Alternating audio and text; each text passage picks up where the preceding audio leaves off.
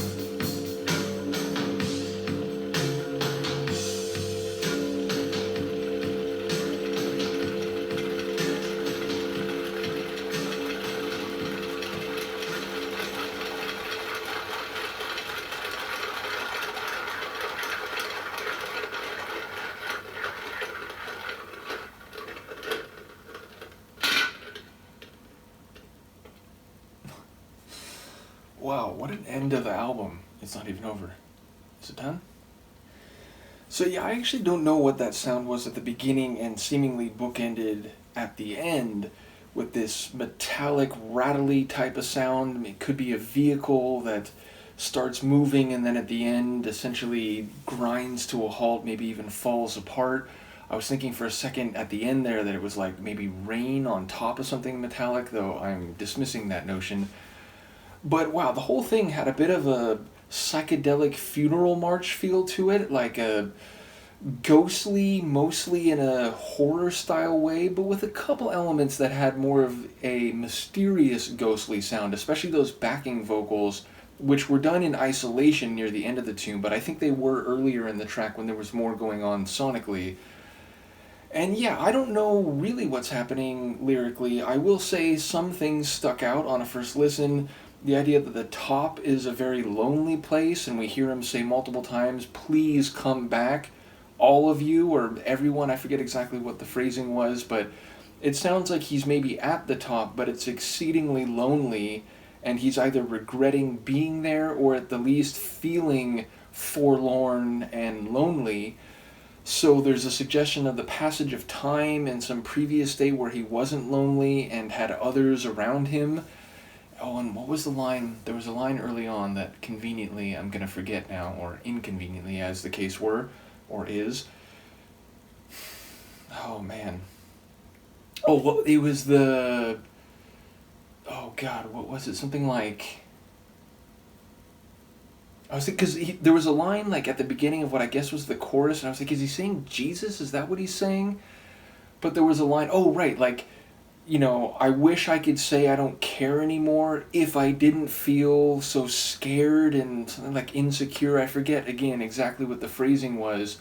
But I wondered if he was maybe saying, you know, not unlike an album or the themes on the album Faith, that, you know, he doesn't want to care about this cultural or religious tradition that he's inherited, but at the same time he's reluctant just to sweep it away and be entirely dismissive because of maybe existential dread. So yeah, I don't know if I'm reading either of those lines correctly in terms of what the words are, or even if I am, whether that's the essence of what he's saying. But yeah, the idea that you say you wish you didn't care, or you could articulate that you don't care, but you're hesitant, reserved about doing so, or at the very least acknowledging that in so saying it, there's a degree of trepidation or fear. That's, you know, an intense concept, though I don't quite know how it's manifested here. But yes, the guitars, you know, sort of heavy and languid, which is not unusual for The Cure. Certainly a number of tunes I've heard from them over multiple albums have had a bit of that melancholic feel to them. But the whole tune felt like, again, it was like trudging through emotional mud, and it was very heavy and forlorn, which again, the lines about being lonely and wanting people to come back, and again, maybe being scared, it feels like it's conceptually where I would expect given the sonics. So yeah, don't quite know what to make of it, but a really remarkable and impactful album closer. And once again, the bookended atmospheric sonics, which, as I said, sound like at the end it's a dismantling or a falling apart of whatever begins and has more energy at the beginning. So yes, another cool Cure album. I'm loving this journey.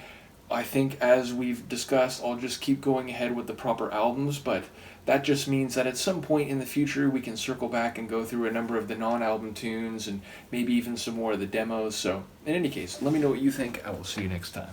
Peace.